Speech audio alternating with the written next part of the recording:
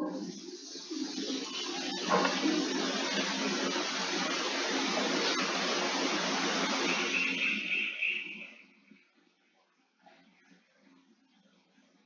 Morning student. मैं वीना साहब।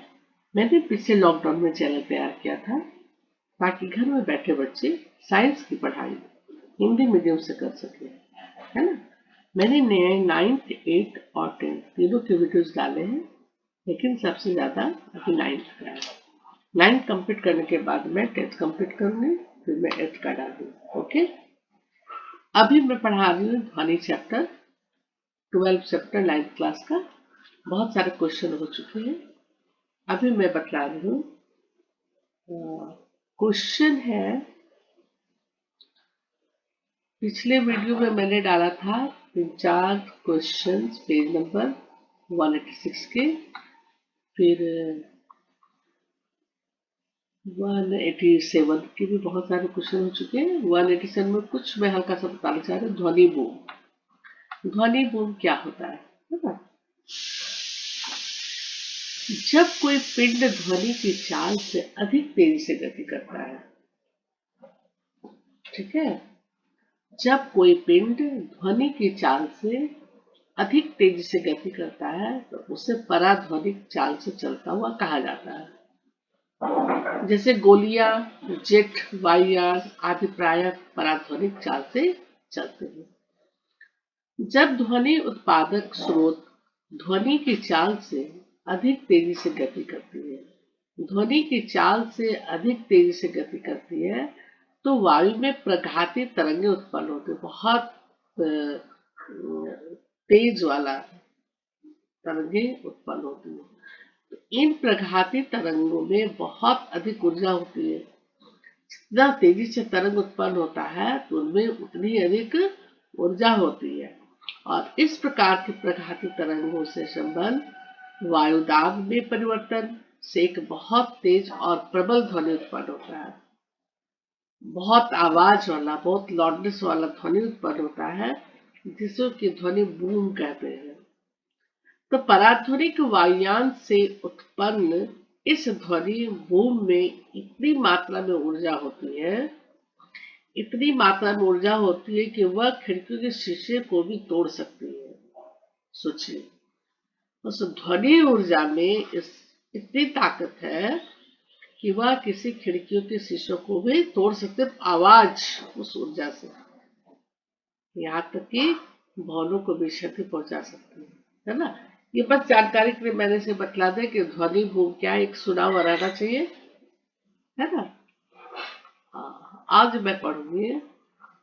प्रश्न 1 है कि वायु, जल तथा लोहे में से किस माध्यम में ध्वनि सबसे तेज चलता है?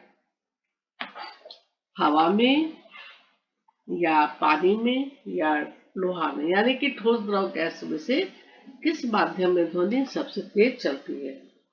तो इसका आंसर होगा कि दिए गए माध्यमों में सबसे तेज ध्वनि खास तापमान पर, जो टेम्परेचर, जो खास टेम्परेचर रहता है उस पर लोहे में सबसे तेज चल सकती है, तेज चलती है लोहा में, है ना। और सबसे कम वायु में। लोहे में से, लोहे में सबसे अधिक तेज ध्वनि चल सकती है। ठीक है, तो ये तो बस एक ही प्रश्न था, क्वेश्चन था, ये तो हो गया। और अब हम लोग और आगे बढ़ते हैं। ध्वनि का परावर्तन। जिस तरह से प्रकाश का परावर्तन होता है, उसी तरह ध्वनि का भी परावर्तन होता है। ध्वनि का भी आपस में टकराना, लौटना होता है। आप लोग बात किए होंगे कि ध्वनि भी कैसे टकरा करके आ जाता है, फिर वही आवाज बार बार सुनाई देती है ना। तो इसी को कहते हैं परावर्तन, टकराना, यहाँ से टकरा करके उस उधर जाना और फिर हमारे कानों तक पहुंचना, तो ये कहलाता है परावर्तन। इसे विज्ञान के भाषा में हम उसे अच्छी तरह समझेंगे।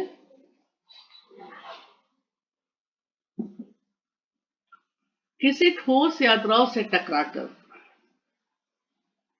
किसी ठोस या द्रव से टकराकर ध्वनि उसी प्रकार वापस लौटती है जैसे कोई रबड़ की गेंद किसी दीवार से टकराकर वापस आती है। जब हम लोग घर में बच्चों के साथ खेलते हैं या बच्चों को सिखाते हैं, लो बॉल से खेलो, गेंद को वो बच्चे दीवार में फेंकते हैं और फिर बॉल वापस उनके गोदी में आ जाता है।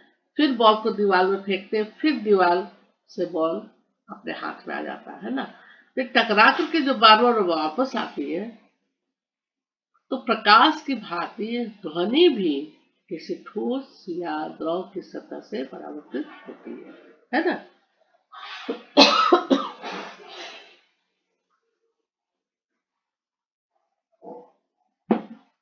Excuse me.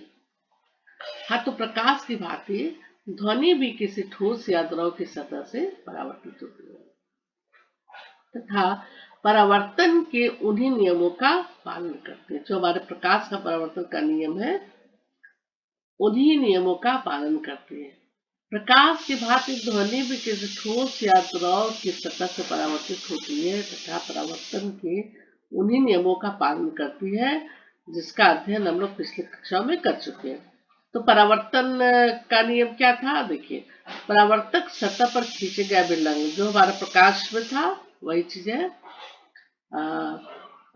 अभिलंब था ध्वनि के आपतन होने की दिशा तथा परावर्तन होने की दिशा के बीच बने कोण आपस में बराबर होते हैं, है ना। क्या था? आपतन कोण परावर्तक और अभिलंब, आपतन कोण परावर्तन कोण बराबर होते हैं और तीनों अभिलंब एक ही सतह में रहते हैं। वही सेम चीज है कि परावर्तक सतह पर खींचे गए अभिलंब तथा ध्वनि के आपतन होने की दिशा तथा परावर्तन होने की दिशा के बीच जो कोण आपस में बराबर होते हैं, बीच के कोण बने कोण आपस में बराबर होते हैं और ये तीनों दिशाएं एक ही तल में होती है। तीनों दिशाएं एक ही तल में होती है। ध्वनि तरंगों के परावर्तन के लिए बड़े आकार के अवरोधक की आवश्यकता होती है ना। ध्वनि तरंगों के परावर्तन के लिए बड़े आकार के अवरोधक की आवश्यकता होती है, जो चाहे पॉलिश किया हुआ हो चाहे खुरदरा, है ना। पॉलिश किया हो चाहे खुरदरा हो, इसके लिए हमें बड़े आकार के अवरोधक की आवश्यकता होती है। एक हल्का सा क्रियाकलाप है, हल्का सा मैं बता देती हूँ क्रियाकलाप को, अच्छा आगे बढ़ती हूँ। दो एक जैसे पाइप लेंगे या चार्ट पेपर की सहायता से ऐसे पाइप को बना लेंगे। ठीक है, चित्र में देख लीजिए। तो ध्वनि का परावर्तन कागज को मोड़ करके पाइप जैसा बना सकते हैं। यहाँ पर दीवार है, टेबल पर रखा हुआ है दो, ये है ना। और टिक टिक टिक टिक घड़ी का अपना अलार्म सुनाई पड़ता है, यहाँ से आता है फिर परावर्तित होता है। ये दीवार है, दीवार आवाज जा रही है और वहां से परावर्तित हो रही है। यहाँ पर बीच में अविलंब, है ना। ध्वनि का परावर्तन हो रहा है, यहाँ पर कान है, कान से सुनाई पड़ता है, टेबल दीवार है। ये चित्र है और ऊपर देखिए दीवार के समीप किसी मेज पर व्यवस्थित करेंगे और एक पाइप के खुले सिरे के पास एक घड़ी रखेंगे, जो चित्र में भी आपको दिखलाए, तथा दूसरे पाइप की ओर से घड़ी की ध्वनि सुनने की कोशिश करेंगे। घड़ी की आवाज को सुनेंगे और दोनों पाइपों की स्थिति को इस प्रकार समायोजित करेंगे जिससे कि हमको घड़ी की ध्वनि अच्छी तरह से सुनाई पड़ सके, स्पष्ट रूप से सुनाई देने लगे। इन पाइपों तथा अभिलंब के बीच के कोणों को मापेंगे तथा इनके बीच के संबंध को भी देखेंगे। दाईं ओर के पाइप को ऊर्ध्वाधर दिशा में थोड़ी सी ऊंचाई तक उठाएंगे और देखेंगे क्या होता है ना। ये देखिए, थोड़ी सी ऊंचाई तक उठाएंगे और तो देखेंगे क्या होता है, जो यहाँ पर चित्र में दिखला रहा है। आवाज टकरा करके फिर हमारे कानों तक पहुंच रहा है ना। टकरा करके हमारे कानों तक पहुंच रहा, ये अभिलंब है। ध्वनि का परावर्तन। अब हम तो दाईं ओर के पाइप को ऊर्ध्वाधर दिशा में थोड़ी सी ऊंचाई तक उठाइए और देखिए क्या होता है। इस क्रियाकलाप में घड़ी के स्थान पर किसी कंपन मोड पर रखे मोबाइल फोन का उपयोग भी किया। तो जो आवाज करने वाला चीज है, जैसे घड़ी टिक टिक टिक टिक अपना कर रहा है, मोबाइल का भी फोन वाइब्रेशन पर रहेगा तो वो वाइब्रेट करेगा। इस तरह का हम एक्सपेरिमेंट से कर सकते हैं। अब है प्रतिध्वनि। प्रतिध्वनि को हम लोग बोलते हैं इको। इको नाम आप लोग का सुना होगा, ECHO, है ना, इसको बोलते हैं इको। किसी उचित परावर्तक वस्तु जैसे किसी इमारत अथवा पहाड़ के निकट यदि आप जोर से चिल्लाएं या ताली बजाएं तो आपको कुछ समय पश्चात वही ध्वनि फिर से सुनाई देती है। ये इसका अनुभव सारे बच्चों को है, क्योंकि कोई भी कहीं घूमने जाते हैं, चाहे हम हो चाहे आप हो, कोई भी बच्चे या बड़े जो भी रहते हैं जरूर चिल्ला चिल्ला के देखते हैं और अपनी आवाजों को सुनते हैं। गूंजती है वो आवाज, सुनने में बहुत अच्छा लगता है। और हम लोग बड़े बड़े गुंबद वाले स्थान में, बहुत बड़ा गुंबद है, वहां ताली बजाते हैं तो वो भी परावर्तित होता है। चिल्ला करके पुकारते हैं हम लोग और जान के खूब आवाज दे दे के बुलाते हैं तो वहां ध्वनि गूंजती है ना। या खुला जगह है, पहाड़ है, खूब बड़ा बिल्डिंग है, तो वैसे जगह में क्या देखते हैं कि ध्वनि जो है सो हमें फिर सुनाई देती है ना। इसका अनुभव आप लोग सबको होगा। तो सुनाई देने वाली इस ध्वनि को कहते हैं। और वो ध्वनि कब सुनाई देगी? जब हम चिल्ला रहे हैं, जब हम ताली बजा रहे हैं, ताली बजाने के बाद कुछ समय बाद वही ध्वनि फिर से सुनाई देगी। जैसे कोई पुकारेगा कि कहाँ हो, तो आवाज फिर सुनाई देगा, कहाँ हो, है ना। तो इस तरह की ध्वनि जो तुरंत सुनाई पड़ती है, अब फिर सेम चीज सुनाई पड़ती है, तो इस तरह के ध्वनि को हम लोग कहते हैं इको, यानी कि प्रतिध्वनि। प्रतिध्वनि कहते हैं। हमारे मस्तिष्क में ध्वनि की संवेदना लगभग 0.1 सेकेंड तक बनी रहती है। यानी कि हमारे मस्तिष्क में, हमारे ब्रेन में जो जब तक हमको कान में सुनाई पड़ता है वो इको की आवाज, तो हमारे मस्तिष्क में साउंड की संवेदना लगभग 0.1 सेकेंड तक बनी रहती है ना। 0.1 सेकेंड तक बनी रहती है। ये भी आपको एक नंबर के क्वेश्चन में पूछा जा सकता है कि कम से कम कितना सेकेंड पर वो सुनाई पड़ता है, तो 0.1 सेकेंड तक बनी रहती है। और स्पष्ट प्रतिध्वनि इको सुनने के लिए मूल ध्वनि तथा परावर्तित ध्वनि के बीच कम से कम 0.1 सेकेंड का समय अंतराल आवश्यक है ना। जो हम लोग पुकारे, जो आवाज हुआ और जो टकरा करके जो आवाज सुनाई पड़ा, उसके बीच में कम से कम 0.1 सेकेंड का अंतराल अवश्य होना चाहिए। तभी वो हमको प्रतिध्वनि सुनाई पड़ेगा, उसी आवाज में एक गूंज के साथ सुनाई पड़ेगा। ठीक है। यदि हम किसी दिए हुए ताप जैसे 22 डिग्री सेल्सियस पर ध्वनि की चाल 344 मीटर पर सेकेंड मान लें, 344 मीटर पर सेकेंड मान लें, तो ध्वनि को अवरोधक तक जाने तथा परावर्तन के पश्चात वापस श्रोता तक आने में 0.1 सेकेंड के पश्चात पहुंचना चाहिए। मान लीजिए कि ध्वनि की चाल जो है वह 22 डिग्री सेल्सियस पर है, 344 यानी कि 344 मीटर पर सेकेंड, ये उसका चाल हो गया।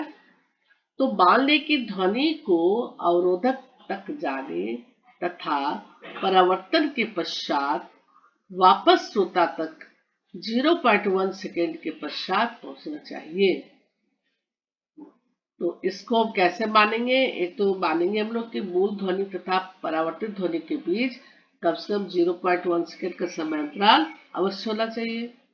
और इसको वैसे भी याद करेंगे कि हमारे मस्तिष्क में ध्वनि की संवेदना, हमारे मस्तिष्क में ध्वनि की संवेदना लगभग 0.1 सेकेंड तक बनी रहती है। हाँ, तीसरा लाइन हम लोग याद रखेंगे कि 22 डिग्री सेल्सियस पर ध्वनि की चाल 344 मीटर पर सेकेंड है। मान ले तो ध्वनि को अवरोधक तक जाने तथा परावर्तक के पश्चात वापस श्रोता तक 0.1 सेकेंड के पश्चात पहुंचना चाहिए। मैंने हर तरह से हम देख रहे हैं 0.1 सेकेंड आ रहा है अंश का, है ना। तो श्रोता से परावर्तक सतह तक जाने तथा वापस आने में ध्वनि द्वारा तय की गई दूरी कम से कम 344 मीटर पर सेकेंड गुणे 0.1 सेकेंड यानी कि 34.4 मीटर होनी चाहिए। इसको कैलकुलेट कर लेते हैं। 0.1 सेकेंड में हमारे पास पहुंचता है तो हम क्या किए, 344 को 0.1 से मल्टीपल कर दिए, गुणा किए तो ये आ गया 34.4 मीटर। एक छोटा सा ये यहाँ पर एक सम्स बन गया, एक सॉल्यूशन तैयार हो गया। क्या कि यदि श्रोता से परावर्तक सतह तक जाने तथा वापस आने में ध्वनि द्वारा तय की गई कुल दूरी कम से कम 344 मीटर पर सेकेंड है, ठीक है, कम से कम 344 मीटर पर सेकेंड है, तो उसको कितना होना चाहिए, 344 गुणे 0.1 सेकेंड होना चाहिए, क्योंकि इतना सेकेंड के बाद यहाँ पर पहुंचता है और वो उससे रिलेटेड है क्योंकि प्रतिध्वनि की बात हो रही है। तो 0.1 सेकेंड से रिलेटेड है। 344 को हम 0.1 सेकेंड से गुणा करेंगे और गुणा करने के बाद ये आएगा 34.4 मीटर आएगा, है ना। तो आप लोग यहाँ पर जो प्रतिध्वनि जो है वो हार्ड नहीं है, बिल्कुल सिंपल है।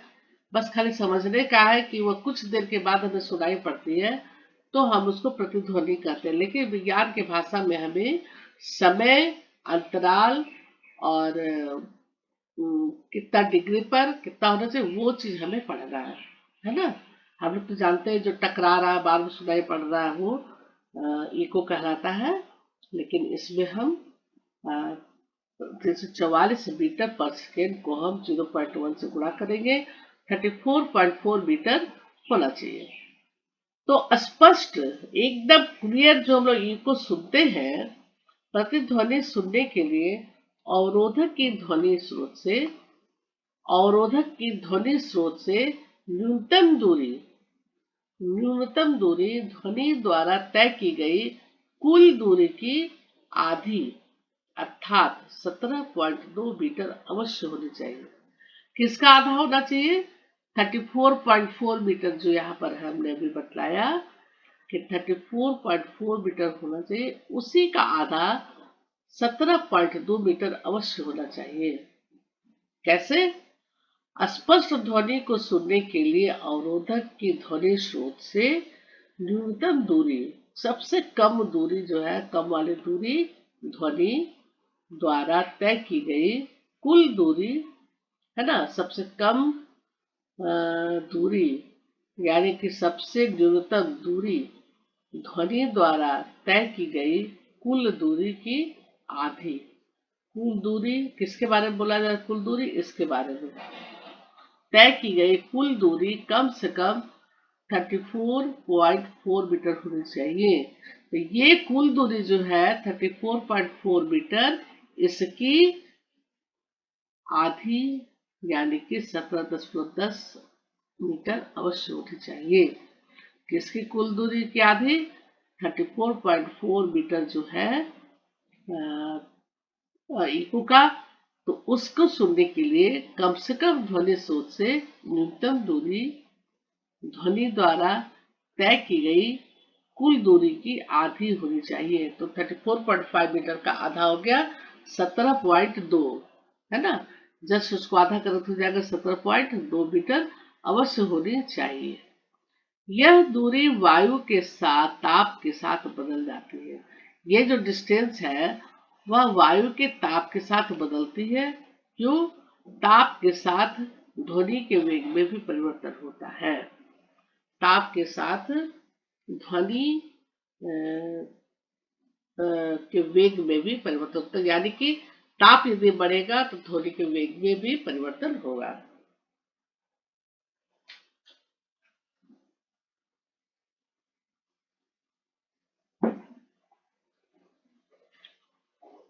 तो क्या देखते हैं कि यदि ताप बढ़ता है तो ध्वनि के वेग में भी परिवर्तन होता है।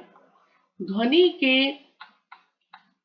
बारंबार परावर्तन के कारण हमें एक से एक अधिक प्रतिध्वनियां सुनाई पड़ती है ना।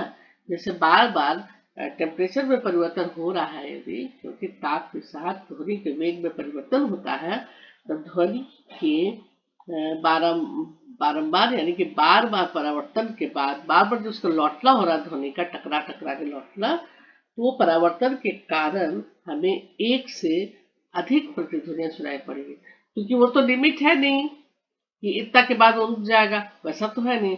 वो तो टकरा रहा है, आवाज टकरा रही है, आ रही, टकरा रही है, आ रही, बार बार परिवर्तन हो रहा है, उसके कारण हमें आवाज सुनाई पड़ रही है। तो वो प्रतिध्वनियां जो है, इको जो हमें सुनाई दे सकती है, तो एक से अधिक सुनाई पड़ेगी। और बादलों की गड़गड़ाहट की ध्वनि भी कई परावर्तक पृष्ठों जैसे बादलों तथा भूमि से बारंबार परावर्तन के फलस्वरूप उत्पन्न होती है। बादलों की गड़गड़ाहट की ध्वनि, है ना, बादल जब गरजते हैं, बादल जब गड़गड़ाता है तो उसकी ध्वनि कई परावर्तक पृष्ठों जैसे बादल, उसके लिए पृष्ठ क्या हुआ, ध्वनि के लिए परावर्तक पृष्ठ बादल, धरती, है ना। तो ध्वनि के परावर्तक पृष्ठों जैसे कि बादल तथा भूमि, धरती से बार बार परावर्तन हो रहा है, बार बार लौट रहा है, बादल से भूमि से जो बार बार लौट रहा है, तो उस परावर्तन के फलस्वरूप उत्पन्न होती है। ये ध्वनियां बार बार हमें सुनाई पड़ती है ना।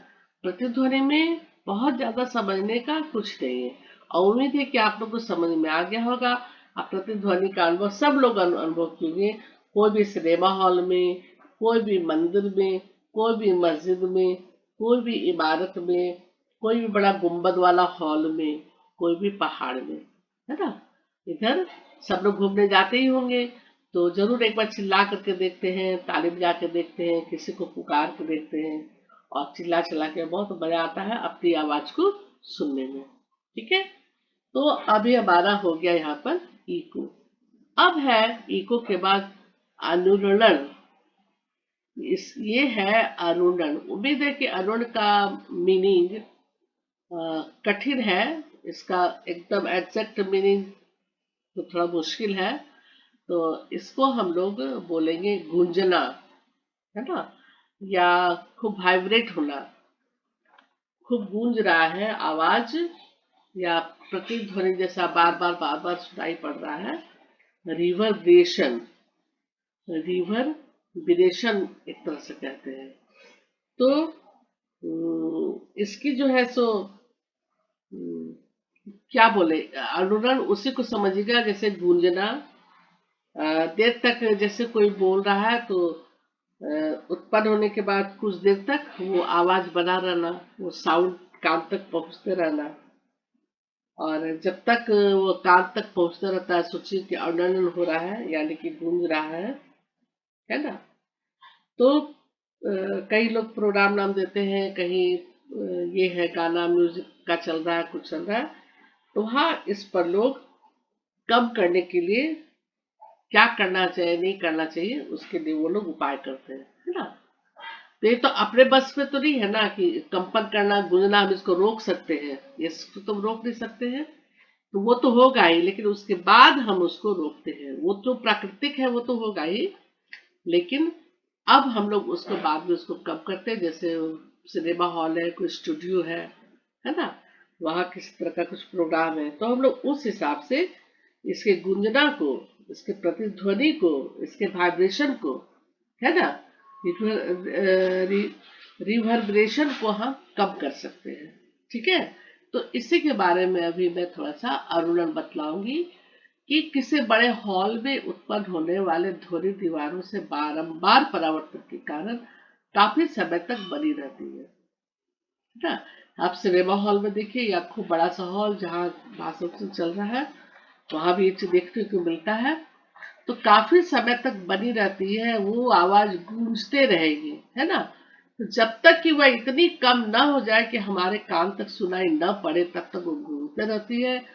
और यह बारंबार परावर्तन जिसके कारण ध्वनि निर्बर्ध होता है उसे अरुणन कहते हैं। ये बार बार परिवर्तन और बार बार उसके कारण जो कुछ ध्वनि सुनाई पड़ती है, एक कंपन की तरह, एक गूंजने की तरह, प्रतिध्वनि की तरह, तो उसको हम कहेंगे अरुणन। अरुणन से ज्यादा अच्छा है कि आप लोग इसको रिवर्बरेशन लिखिए तो ज्यादा अच्छा रहेगा। गूंजना समझिए, प्रतिध्वनि या रिवर्बरेशन। ठीक है। तो किसी सभा भवन या बड़े हॉल में अत्यधिक अनुरण, वहां बहुत अधिक गूंजता है आवाज, है ना। बड़े हॉल में अत्यधिक अनुरण अत्यंत अवांछनीय है ना। अत्यंत अवांछनीय, जरूरी नहीं कि अब एक ही चीज को बार बार कोई चीज रिपीट हो रहा है तो क्या अच्छा लगेगा? नहीं अच्छा लगेगा। तो कोई सभा हो रहा है, किसी तरह का मीटिंग हो रहा है, किसी तरह का गाने का प्रोग्राम हो रहा है, और भी कुछ कुछ होता है, कहीं साइंस का कोई एग्जीबिशन है, मैंने कुछ भी हो सकता है। तो वैसे में यदि बार बार अनुरण होगा तो क्या वांछनीय है? नहीं। या अत्यधिक अनुरण अत्यंत अवांछनीय है। तो इसको हम लोग क्या करते हैं, इसको विज्ञान के तहत दृष्टिकोण से इसको हम लोग कम कर देते हैं, इसको कम कर देते हैं ताकि सुनाई ठीक से पड़े, है ना। तो वो प्राकृतिक को तो हम लोग नहीं रोक सकते हैं, लेकिन प्राकृतिक के बाद जो उसको तो हम लोग रोक सकते हैं, है ना। वैज्ञानिकों का क्या काम है? प्राकृतिक अनुरण को नहीं रोक सकते हैं, प्राकृतिक प्रतिध्वनि को हम नहीं रोक सकते हैं, गूंजना को नहीं रोक सकते हैं, लेकिन उसको हम कम कर सकते हैं, है ना। तो उसको कम करने के लिए सभा भवन के छतों तथा दीवारों पर ध्वनि अवशोषक पदार्थ जैसे संपीड़ित फाइबर बोर्ड, खुरदुरे प्लास्टर अथवा पर्दे लगे होते हैं, है ना। दीवारों पर ध्वनि अवशोषक पदार्थ, हॉल की दीवारों पर छतों को अवशोषक पदार्थों से ढक दिया जाता है, और सीटों के पदार्थों का चुनाव इनके ध्वनि अवशोषक गुणों के आधार पर करना पड़ता है, ताकि थोड़ा सा ये कम हो, गूंजना कम हो। सीटों के पदार्थों का चुनाव इसके ध्वनि अवशोषकों गुणों के आधार पर भी किया जाता है कि कितना ध्वनि को वह अवशोषण कर सकेगा, है ना। कितना अवशोषण कर सकेगा, तभी तो कोई बैठ करके उसकी आवाज को सुन पाएगा। नहीं तो क्या होगा, वह गूंजते ही रह जाएगा, गूंजते ही रह जाएगा, आवाज टकराता ही रह जाएगा, इस दीवार से वो दीवार तक आवाज टकराते जाएगा और हमें सुनाई ठीक से नहीं पड़ेगा। इसलिए गूंजने को, अनुडन को कम करने के लिए क्या करते हैं, छतों या दीवारों में एक अवशोषक पदार्थ जैसे सफेद फाइबर बोर्ड हो गया, खुरदुरे प्लास्टर हो गया, और भी बहुत होगा, थर्मोकोल है, ये सब है, उस सब का ये क्या रहता है, उसे ढका जाता है और मोटे मोटे पर्दे लगाए जाते हैं, है ना। तो आज हम यही तक रहने देते हैं, अर्जुन तक। और नेक्स्ट वीडियो में मैं मैथ्स बतलाऊंगी। बहुत सारे मैथ्स हैं, अब ज्यादा नहीं है। ऐसे ध्वनि चैप्टर बहुत इंटरेस्टिंग है, बहुत अच्छा लगा मुझे पढ़ा के, है ना। तो नेक्स्ट वीडियो में रहेगा उदाहरण 12.2, यहाँ से मैं मैथ समझाऊंगी और आके पढ़ाऊंगी। ठीक है। आप लोग कमेंट कीजिएगा, समझ में नहीं आएगा तो आप पूछिएगा। ठीक है, सब्सक्राइब कीजिएगा। Okay bye, thank you.